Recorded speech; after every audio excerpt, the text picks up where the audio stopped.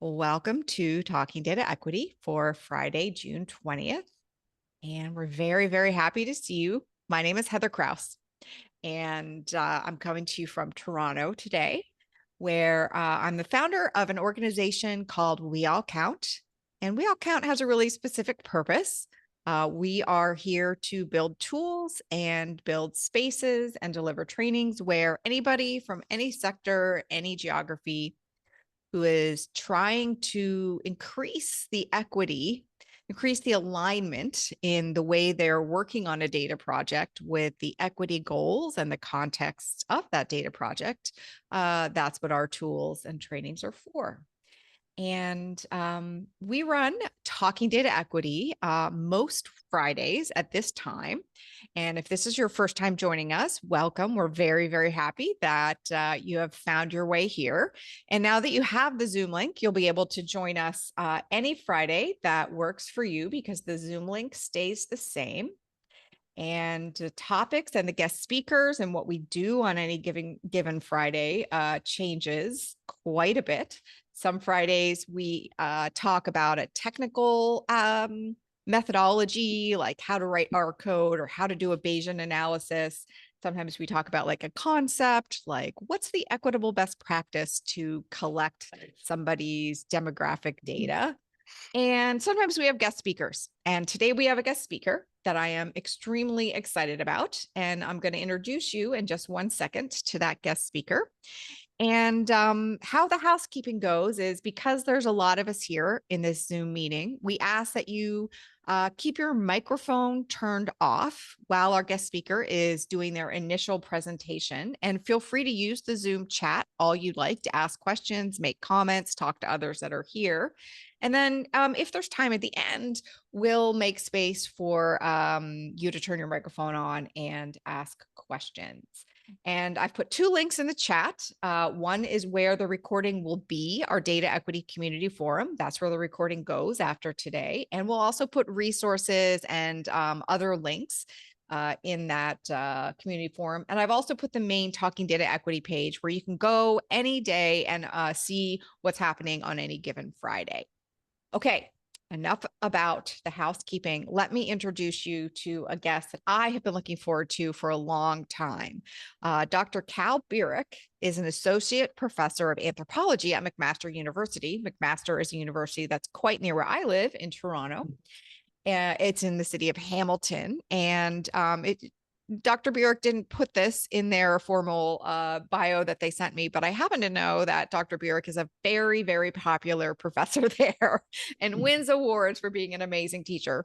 And on top of all of that, has written a very, very cool book called Cooking Data, Culture and Politics in an African Research World. And when I read this book, it blew my mind.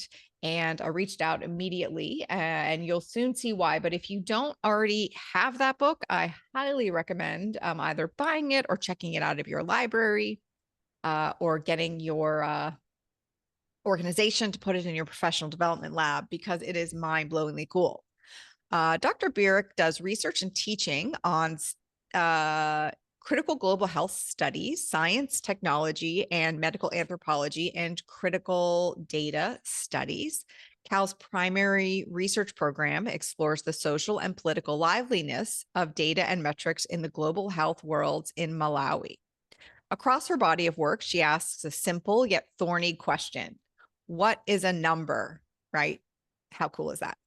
Currently, she is drawing on anthropological and archival material to track the genealogies of key global health metrics, concepts, and technologies from the colonial period to the present in Malawi, with interest in how they have produced enduring, narrow, and racialized imaginaries.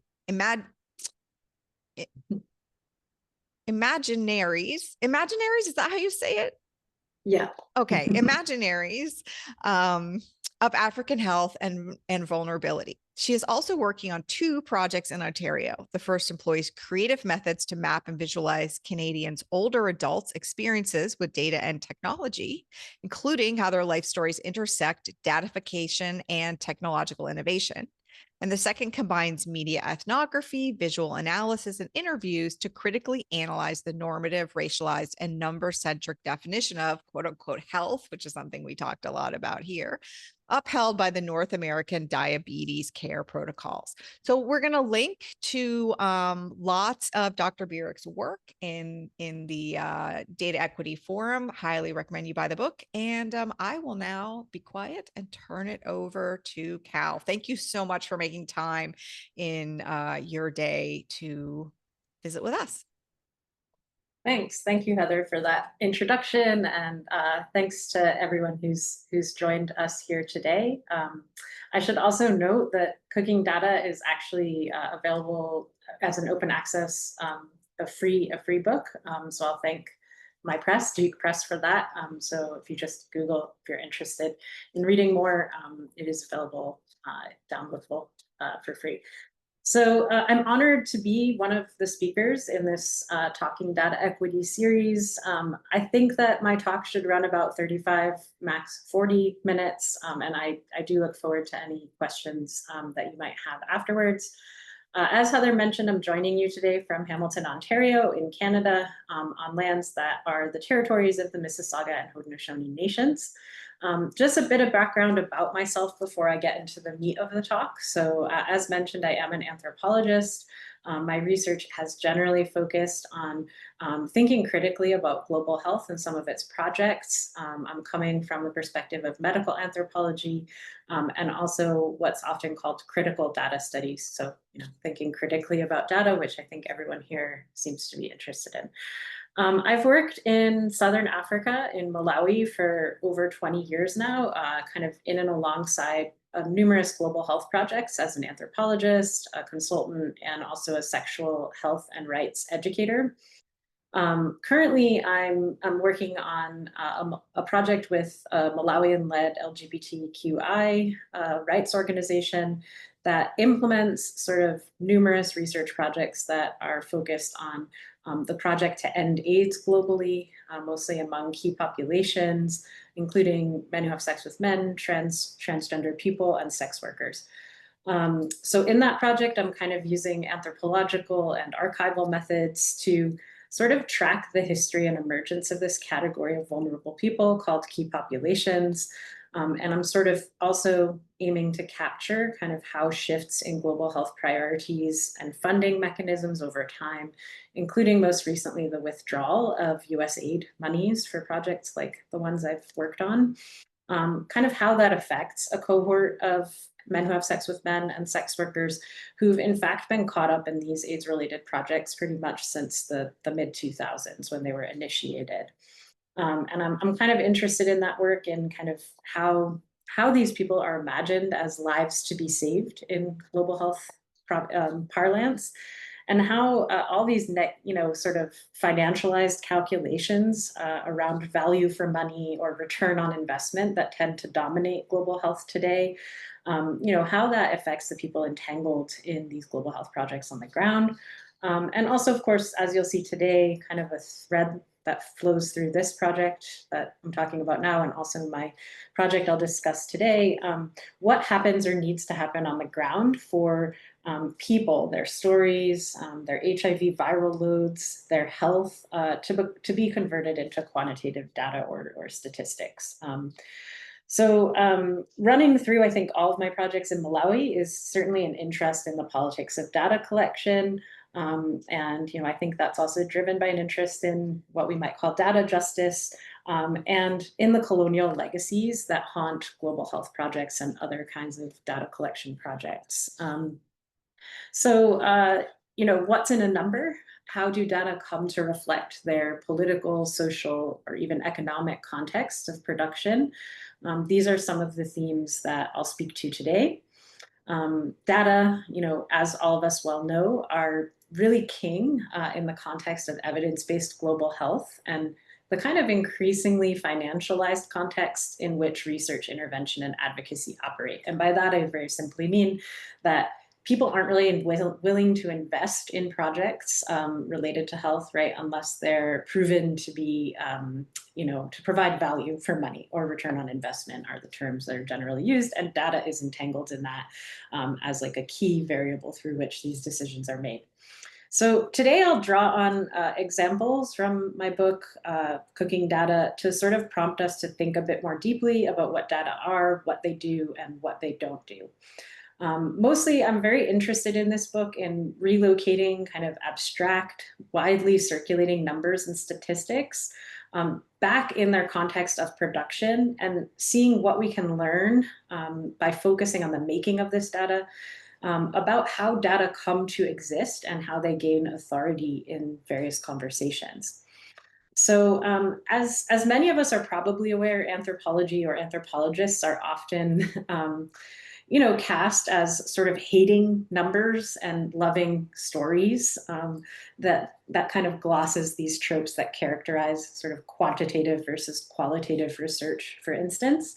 And given this, I do want to note straight away that my book and my talk today are not really interested in showing that numbers or data get things wrong or are bad, or reduce the complexity of multifaceted problems, even if they might do that. Instead, sort of my interest in this book really is in rather tracing the lives and liveliness of data as they're being made, and thinking about the social worlds and politics that they sort of produce as they're coming into being. And I think that will make more sense when I get into the examples. So to begin the talk, I'd like to take us all the way back to the 1940s, when colonial governments grew invested in counting the populations in their territories or colonial territories in Africa. And in doing this, in formulating these projects, they quickly realized that they would need to rely on local data collectors. In 1948, the director of the East African Statistical Department, a man called C.J. Martin, speculated that African data collectors working for the census in Uganda, Kenya, and Tanzania might invent the data that they were meant to record. He suggested, quote, "It was necessary to be sure the Africans chosen would undertake this work efficiently and successfully, as they might be tempted to sit under a banana tree and write the first figures that came into their heads onto the census forms," unquote. So here he's expressing a clear kind of skepticism, doubt, or suspicion of the African data collectors that the project in fact relied on to access this kind of information. 60 years later, meanwhile, I sat with a team of Malawian data collectors in a minibus that was parked in a village in central Malawi, where they were administering household level surveys for an American led project, a project I call the Longitudinal Study of AIDS in Malawi, which I'll refer to as LSAM using an acronym henceforth. And these data collectors had finished their work for the day and were conversing about one of their colleagues as he sat under a tree nearby, pencil in hand, and head bent over a survey questionnaire that he had just administered. As he checked the questionnaire to ensure that each question had been answered by the respondent, that he had correctly entered the information, those sitting in the van observing him jokingly accused him of cooking data. And they used the Chichewa terms for this, which refer, when they're using cooking, kupika, it actually means like the cooking that you would do in the kitchen. So they then applied this verb to data itself. Soon after, the minibus hurried back to the field office nearby, where the completed questionnaires from that day were deposited into cardboard boxes that would then be entered into a database by data entry clerks. So cooking data, in the sense it's being used here, of course, refers to kind of fabricating, falsifying, or fudging the information that data collectors are meant to collect in this standardized and sort of clean, consistent manner. So Martin, again, the colonial statistician, his fears that enumerators would write the first figures that came into their heads onto the survey forms reflected his stakes in the endeavor to accurately map African populations. And they also express racialized suspicions that continue to permeate research and development worlds and conversations today. whereas African data collectors and other frontline workers for global health projects are often suspected of carrying their work out corruptly, poorly, or of messing up the data. So, meanwhile, this phrase cooking data operated somewhat differently among the field workers themselves or the data collectors. It was kind of a playful commentary on their colleagues' work performance, but it also indicated that they'd come to sort of embody or were very familiar with the habits, the investments, and the standards that are central to the collection of high quality data. Those imparted to them by American demographers who led intensive pre-fieldwork training sessions. For instance, if a field worker finished administering a questionnaire really quickly, well ahead of his colleagues, his colleagues, his fellow data collectors, sometimes would jokingly say, "There he is, cooking data over there," implying maybe he hadn't, accurately administered the survey and possibly was just making things up. But again, this was kind of like joking commentary, right? So cooking data sort of speaks to these tensions between standardization and improvisation, and highlights concerns about data quality that continue to preoccupy those who administer surveys or other kinds of data collection instruments in the global South, or even closer to home, right, today. So in my book, I show how kind of various tinkerings, negotiations, and even departures from the standardized protocols for data collection, in other words, forms of cooking, right, that aren't usually visible to those who utilize these large data sets. I argue that those kinds of departures or forms of cooking are actually central to the production of quantitative data throughout their life course. So rather than being a threat, I argue that some of these departures from standards actually are crucial to producing actually high quality data. And I'll try to prove that in my talk today. So I'll take us into the kind of fields where data collection happens. And one of the main efforts, I think, of my book, Cooking, that's a bit blurry, I apologize, Cooking Data, is to sort of shift our gaze toward global health's more minor actors, not these well-acclaimed and sort of famous epidemiologists and researchers who lead projects all over the continent, but instead the so-called unskilled data collectors who have been framed as sort of cogs in these larger machineries of producing knowledge, all the way back to the colonial era rise of tropical medicine in the African context. So focusing on kind of the experiences and everyday practices of these data collectors demonstrates that rather than being a liability or a threat to the production of high quality data, data collectors' customizations and adaptations of data collection guidelines and standards in the field, again, is crucial to the production of good numbers. So a bit of notes, I guess, on my methods, the methods that helped this book come into being. Where do numbers come from? How do they become what they are? So these are the pretty simple questions that motivated the methodology for my project, which I often refer to as kind of research on research.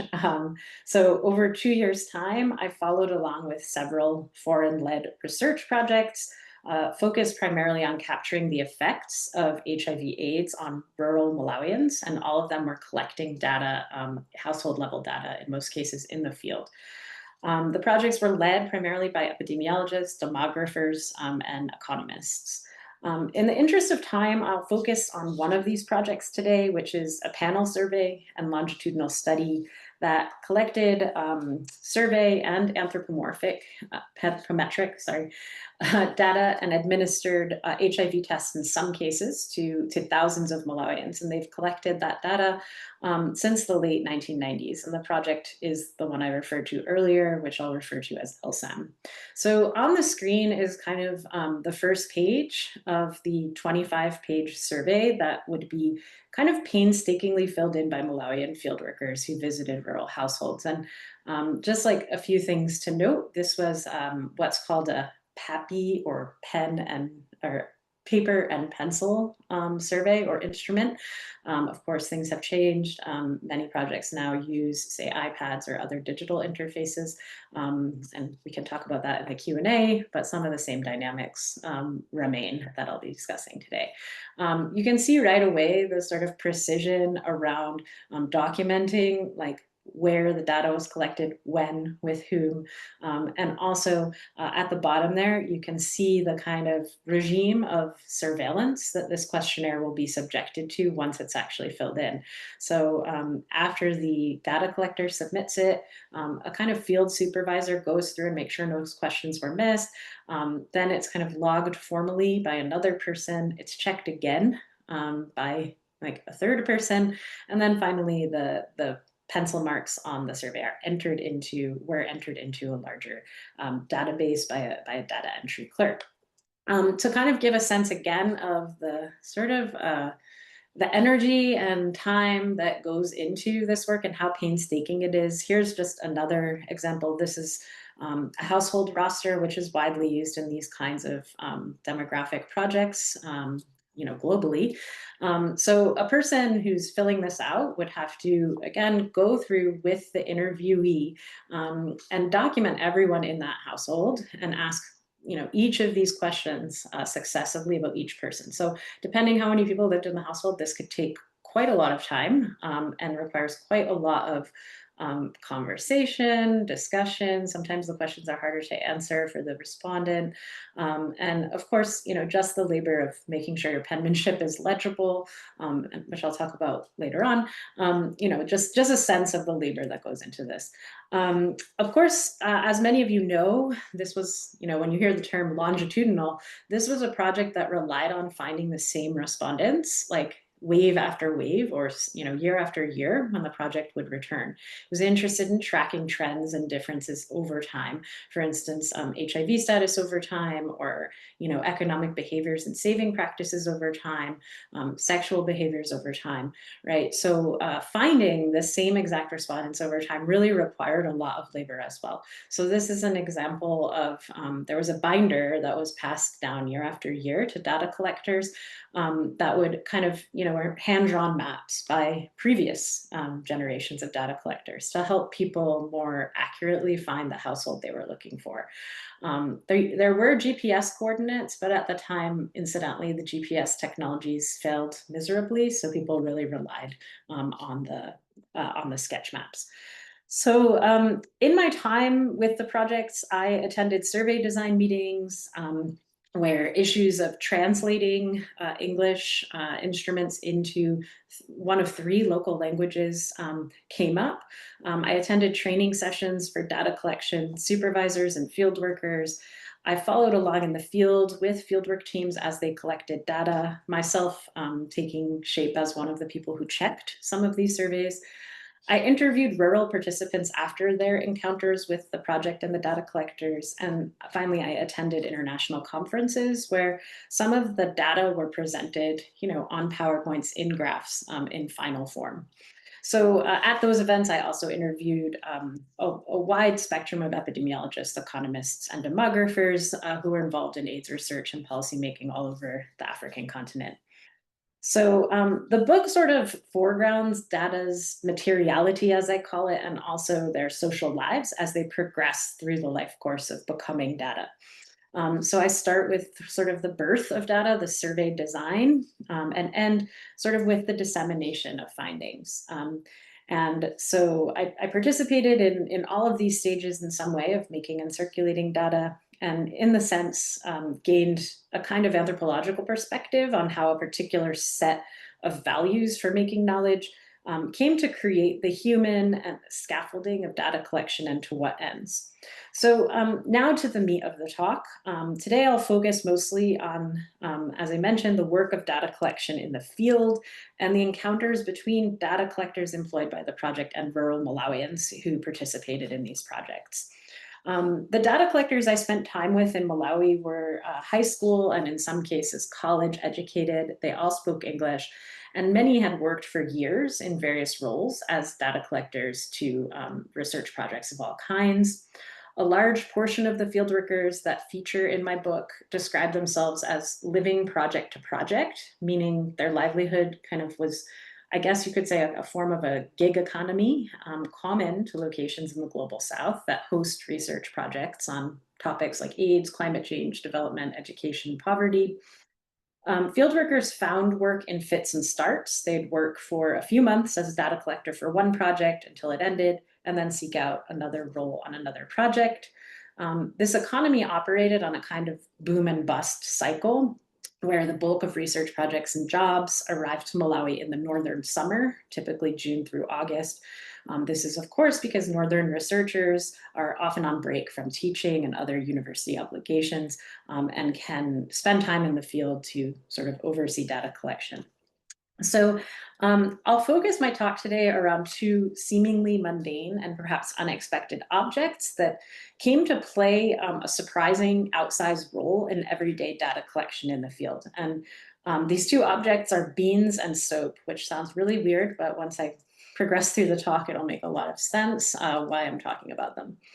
So distant from the eyes and ears of the researchers who design surveys but don't actually participate directly in data collection, fieldworkers grappled with human and non-human agents ranging from the weather, road conditions like these, and including respondents who lied or would hide from data collectors.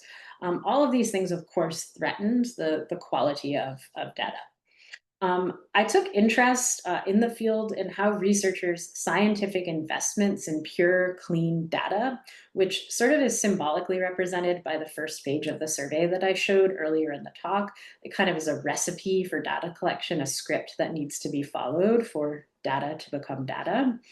In addition to linguistic translation, survey design and fine tuning necessitated attention to what might be termed accurate cultural translation. So one section of LSAM's 25-page survey, depicted here on the slide in English, assessed respondents' subjective expectations of future outcomes, asking them to speculate on the likelihood of things like HIV infection, economic shocks, or illness. At the time, researchers were interested in these kind of methods, arguing that understanding such expectations was crucial to designing and evaluating policies in health education and so on. So to ensure the clarity of meaning of probability, or the likelihood of something happening, for a low literacy sample of rural Malawians, the project implemented a curious exercise that came to be known as Niamba Niamba, the local words for beans reduplicated, among fieldwork teams and research participants. So in this exercise, respondents were asked to place a certain number of beans in a dish, a little plastic dish, and the beans were carried by the fieldworkers in their kind of canvas bags. They were asked to use the beans to estimate how likely it was that they would, for instance, experience a food shortage or contract HIV/AIDS. So 1 bean if it was unlikely to happen, and 10 if it was certain to happen. And you can see an example here. If you look at X2B, right, pick the number of beans that reflects how likely it is you think you are infected with HIV now. So researchers consider this kind of strange beans exercise to be intuitive and engaging for respondents, and literature at the time especially validated it as a tool that promised to increase the quality of data collected for an imagined villager or a low literacy research subject. So respondents and fieldworkers' responses to the beans, however, were very negative. Research participants viewed the beans as infantilizing. A common reaction was, if you want to play with children, if you want to play, go over there with the children. So it was seen as almost demeaning in that sense. The beans were a site of friction between actors across different scales of the project. It also was the part of the survey that took the longest, and it was the most laborious to implement for the field workers. So fieldwork supervisors, again, those supervising the data collectors actually interacting with participants, negotiated carefully between sort of researchers' efforts to standardize implementation of this activity, their own skepticism about the working or efficacy of this data collection instrument, and complaints from their supervisees, the field workers, that the beans exercise was silly, time-consuming, and boring for respondents. Malawian fieldwork supervisors, however, chastised interviewers on their team, saying things like, improve your attitudes. The bad morale among the research participants is coming from you. These respondents observe us. They can tell you think the beans exercise is worthless, and this allows them to protest against it. They occasionally spied on data collectors as they interviewed respondents to ensure that they were not cheating the project by failing to do the beans exercise and just filling in numbers at random. Of course, the most flagrant and widely feared form of cooking data. However, at nightly meetings with American researchers, the supervisors did suggest that the beans exercise, deemed by demographers to be a culturally relevant instrument, was a misfit with Malawian culture. So my field notes recorded at households where Nyamba Nyamba was implemented highlighted issues that arose when the tool was translated into the field and make clear that numbers recorded into the boxes in the beans section of the survey and later compiled into statistical claims about the perceptions of rural Malawians are contingent and unsettled renderings of the realities they sought to enumerate. So Topeka, a 24-year-old female data collector, interviewed a 35-year-old man, Josiah, in a village in central Malawi. We sat behind his house on a mat he set out on the ground, and the interview went really smoothly until we reached the beans instrument. Although Josiah was initially a bit baffled by the instructions, saying, should I really do this? Move the beans around? Can't I just say a number and answer the questions? He was a relatively willing participant. Halfway through the long section, however, he got tired and began to mention numbers without manipulating the beans into the dish. Topeka, frustrated, would pick up the number of beans he mentioned, put them in the dish, indicating he should continue to do so. Josiah grew increasingly annoyed, and the defeated Topeka was meant to complete the section without the beans. So Topeka here felt compelled to perform the scripts and standardized implementation of the beans she had learned in training sessions, probably not least for the anthropologist me and in her presence. The projects I spent time with devoted immense time and resources to intensive pre-data collection trainings for field workers like Topeka. These trainings often lasted up to 2 weeks. Researchers leading the projects or graduate students they supervised headed up these trainings, which focused on familiarizing fieldworkers with the codes they would fill into survey boxes, having them practice their handwriting to make sure it was legible for the data entry clerks, taking them through every single question on the survey, and emphasizing to them the importance of careful data collection. A key message imparted in these trainings was that fieldworkers should follow standards for collecting data to the T and never resort to filling numbers in willy-nilly, which was an offense that they were told would cost them their job. Topeka's desire then to be identified as a good fieldworker, trying to convince a difficult research subject to participate correctly, performs that she had absorbed the project's vision to collect accurate and reliable data. She implemented data collection, in other words, perfectly. Yet, by focusing on Topeka and Josiah's encounter, we kind of get the sense that accurate data are nonetheless inherently cooked, right? The numbers that appear on this survey page and are subsequently aggregated to become statistics, right, are the product of kind of a social negotiation. They're not sort of transparent representations of reality. So while the Nyamba Nyamba or beans exercise was a scientifically validated and transposable tool to supposedly collect high quality data in the field, it did not work as well as researchers might have anticipated. Nonetheless, despite all of this, despite their ostensible failure in the field, the beans did work, right? They produced data as they were intended to, and the social negotiations and frictions that characterized what happened in the field were excised as non-data. Those things were never recorded onto the survey pages. So the exercise produced data points, the survey boxes were filled in, and authoritative, numerically based claims about Malawians and their expectations of the future went on to circulate in publications, potentially acting as evidence for policy or other decisions. So I'll move now into discussing SOAP and its implications for data collection. The justification for research in impoverished settings like Malawi relies on kind of a presumption that research will improve the collective good or bring abstract future benefits to participants. But participants, as we'll see, often expected their lives in the present to be transformed. The projects discussed in my book did not provide medicine or treatment for anything, nor did they build schools or hospitals or otherwise. They did, however, give respondents to survey questionnaires 2 bars of soap. One sunlight laundry soap, as pictured here, and 1 bar of Lifebuoy body soap that isn't pictured here.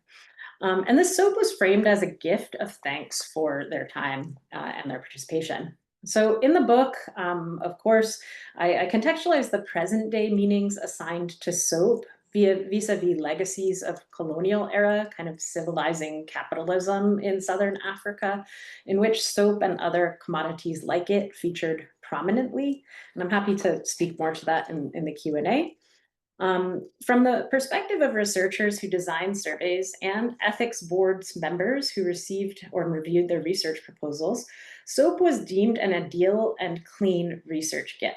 It was ubiquitous, it had small monetary value, and thus it didn't sort of threaten to induce or coerce participation. It didn't threaten to invalidate consent, which is, of course, the gold standard of human subjects research, by, say, incentivizing participation as receiving money or something like this might in fact do. Notably, it was also very lightweight. It was easy for field workers to kind of carry around in their canvas bags as they navigated the field.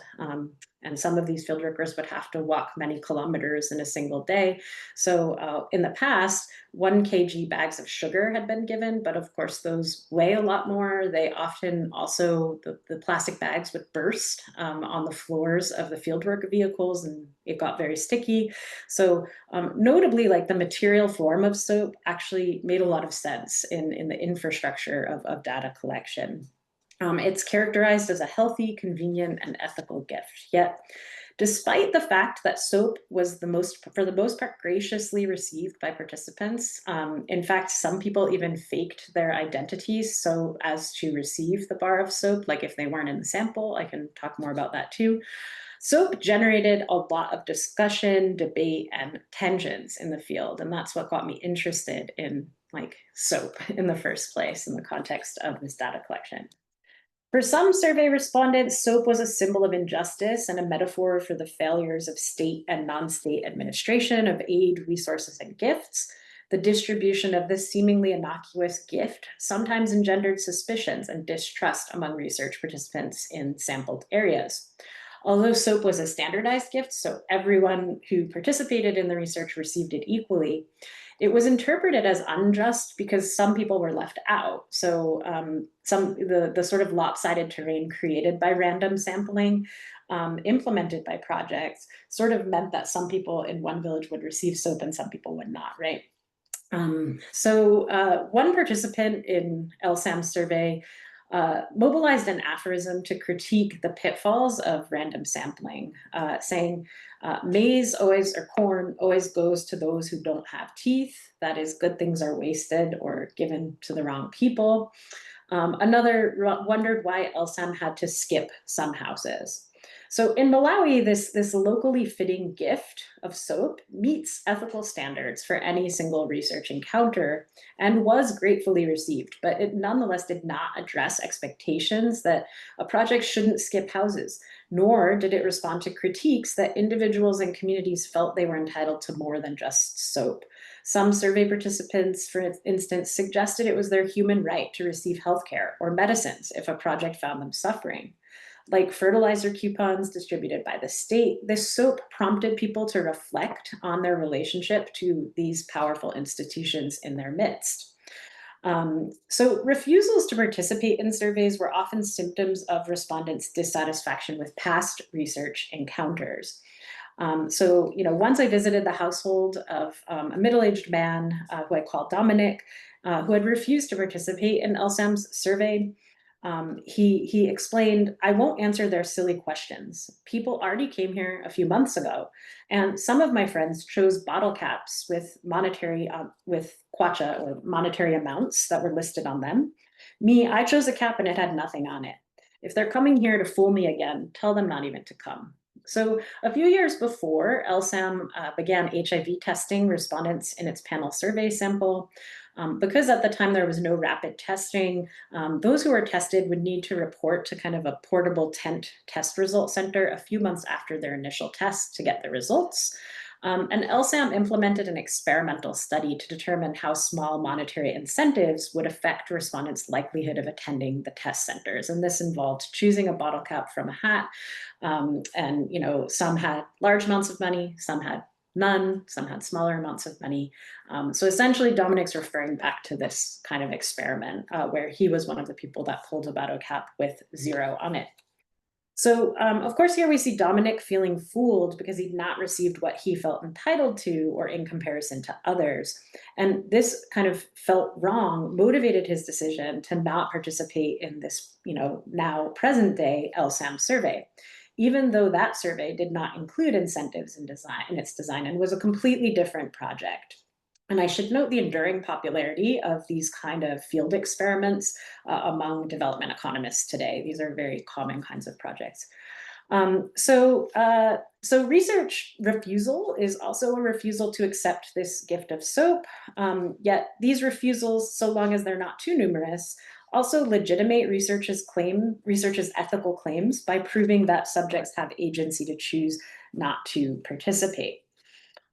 So Dominic's critique that he didn't receive the money he felt entitled to and the rationale underlying his refusal to accept the gift of soap goes unaddressed by research ethics that rely on those in the sample receiving soap and others outside the sample receiving nothing. So Dominic also, I think, interestingly indicates that it is his interaction with a corporate entity like projects rather than any one individual project that mediated his refusal. Malawians often made little distinction between the many projects in their midst. When I asked them about research, they'd often bring out yellowing piles of consent forms as kind of like this history of all the projects they participated in. And I think these anecdotes kind of resonate with sentiments among colleagues and friends in Malawi that the country is over-researched and that its citizens are now kind of research fatigued. Many other respondents kind of raised issues about the soap. Many viewed research participation as a job, using the discourse of labor. One female participant said, "I expect more than soap because it's not equivalent to the job I do as a respondent. It's a big job. Interviewers ask you so many questions on so many topics. Sometimes you just reach a point where you run out of answers and just look at them." So Grace is not paid for her time, but volunteers it. Yet, even as research participants seem interchangeable from the perspective of a project that fixates on sample size rather than individuals, people in sample areas indicated very often that research participants can do a good job or a bad job. In explicitly framing participation as a form of work, they made political claims on projects that they saw as kind of tied up in this economy of care and social welfare. So soap in this discourse, which is of course coded as the opposite of money, being a gift, was actually kind of given new meaning in these conversations as a commodity whose value was inadequate remuneration for the work of research participation. I think these perspectives illustrate how research projects and data collection endeavors can be deemed ethical from when they're evaluated from a perspective within a research world or as kind of a one-off project, but they become unethical maybe if they're evaluated in light of historical memory and experience with other data collection projects in any given time and place. Before I conclude, I'll just kind of give one more example of the soap. So research participants also often accused Malawian data collectors of, quote, eating their money. Quote, they would say things like, "They come here and instead of fetching food for our children, we sit here wasting time chatting. They go home and eat good food, rice and meat. They leave me hungry and make money as they do so."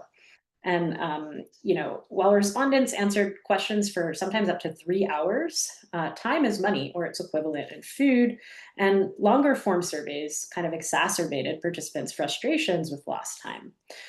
So as participants experienced a net loss, they would see interviewers, quote, getting fat from the information and salary they collected. It was also common for participants to furnish these data collectors with what we could call small gifts during the survey conversation, in line with local hospitality norms. So things like sugarcane, ground nuts, fruit, even a lunch of nsima, which is kind of a thick porridge made from corn. such gifts were given without ethical compulsion in the spirit of hospitality, in contrast to the soap that kind of flowed the other way. Um, for participants, projects were not only eating their time and leaving them hungry, but also created a new hunger for a better future they likely wouldn't taste. And I just include here this kind of household inventory, which is a very common instrument in these kind of panel surveys. The question asks people about whether or not they have each of these things in their home. And this was another site where people often sort of would get frustrated and say, first of all, you can see that I don't have solar electric panels. But of course, people felt compelled to ask every question perfectly. And then they also sometimes discussed this particular section as like opening a wound or like emphasizing the things they didn't have and not sort of furnishing them with any kind of benefit or thing to, replace the things they didn't have. And finally, there were also lots of accusations that research projects were sucking research participants' blood.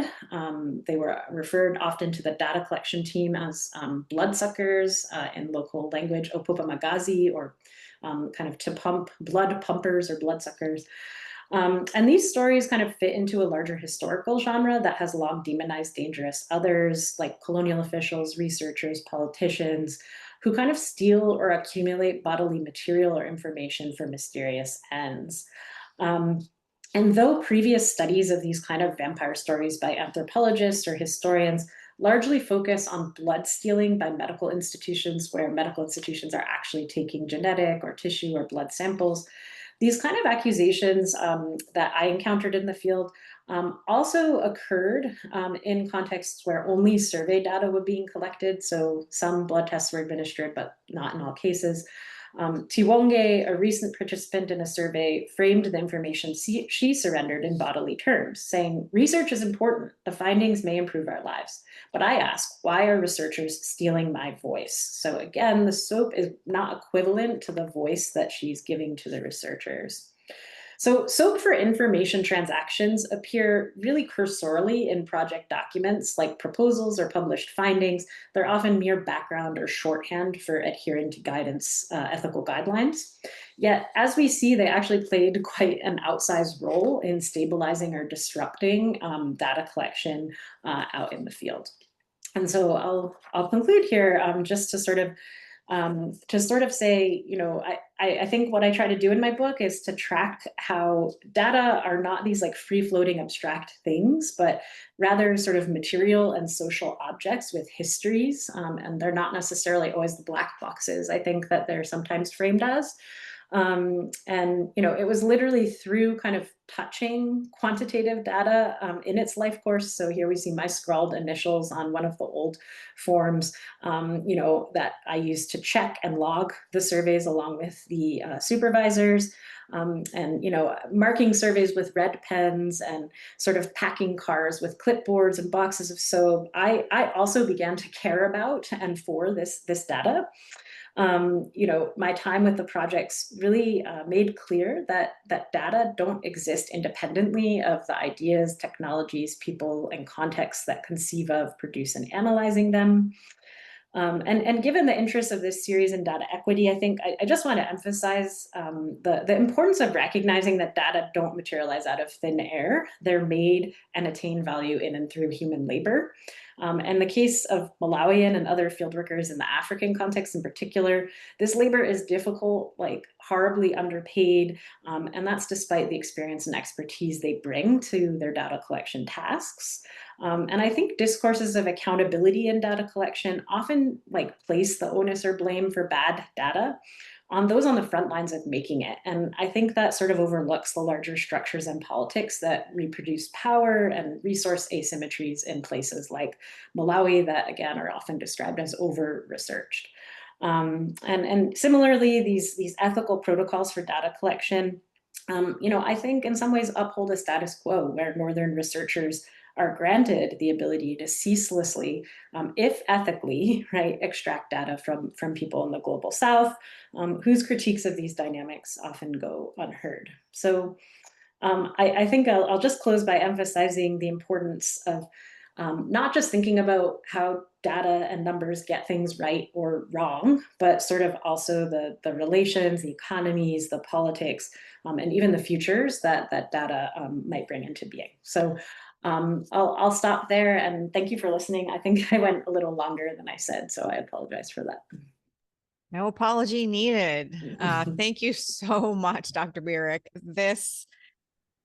I honestly find it hard to express how important I think this book is and your ideas around this topic are. And so I really, really appreciate you taking the time to write the book and you taking the time to come share it with us today. And there's a couple of questions in the chat. So if anybody who's here though would like to turn their microphone on and ask a question, this is a good time to do that. And for people who are asking, is this recorded because you missed part of it and it is amazing? The answer is yes, it is recorded. We share it in our data equity community, and I just put a link to that in the chat. Alice, hi, go ahead. Hi, thank you so much for this talk. It's so fascinating. I have so many questions. I put a couple of them in the chat, but a couple more of them are, I had assumed when you first started this talk that the field data workers were very much underpaid.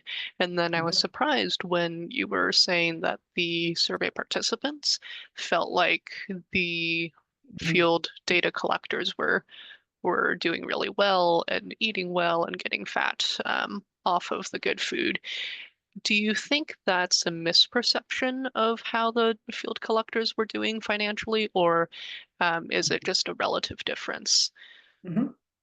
Yeah, thanks for the question. So it kind of allows me to get into some of the fine-grained, there's differences between different projects. So yeah, I think what was happening there is that, as I mentioned, so largely the demographers and the economists who are heading up these projects aren't actually in the field, right? So it's kind of the front line, the encounter that the research participants have is only with the data collectors. And they know, that they're receiving a salary.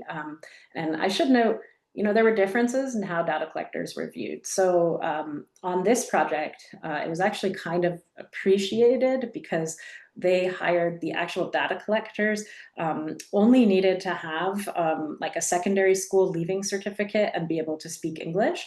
So they would hire people locally in each sort of district where they were administering this survey. And that it generated a lot of like appreciation actually on the part of the research participants, because on a lot of other projects, they'll hire the data collectors like in the city or, at the university, right? So it's generally people who are in college or who have finished college. It's generally, urban people who don't have actually much experience in the rural areas. And that would come through very clearly to the research participants who would themselves strike up conversations about like women who wore high heels in the villages, or, they would comment on their fashionable clothes.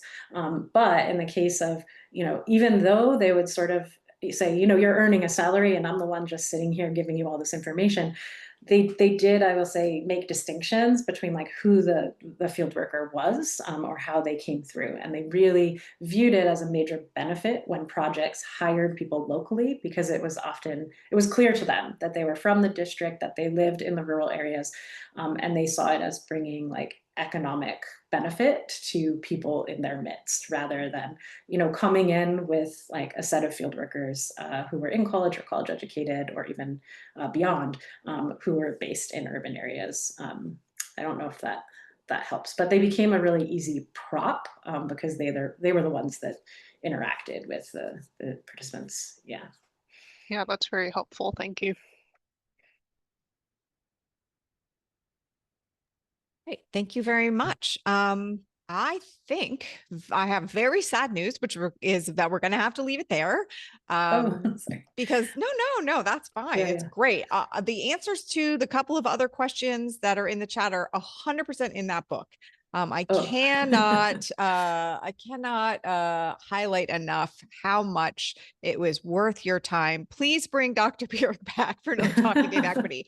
All right, I'll work Thank on you. that for sure. I agree. There's a reason Dr. Biruk is wildly popular at the university where they teach. And oh yeah, there's like lots and lots of thumbs up for that. So yeah, we'll work on that. I hear you. We strive to provide you with what you want. And so absolutely, I feel the same way. So we're going to leave it there to respect your time. And we'll make sure that the links to the book, the links to the recording, and a couple of other resources all show up in that data equity forum. And don't forget that you can also leave comments there. And there's lots of people here who will have answers and resources and thoughts about your comments as well. And we will 100% do our best to have Dr. Biruk back. And thank you for coming. This wouldn't be very fun if we didn't have any participants. Although in this case it probably would be because I could talk to Dr. Biruk all day. And take really good care of yourselves and take really good care of each other. And thanks a lot, Dr. Biruk. Yeah, thank you so much. And thanks everyone here for their work too. I look forward to perhaps continuing conversation in the future. I really appreciate your attendance on a Friday. Yeah, thanks so much. Absolutely. Bye, everybody.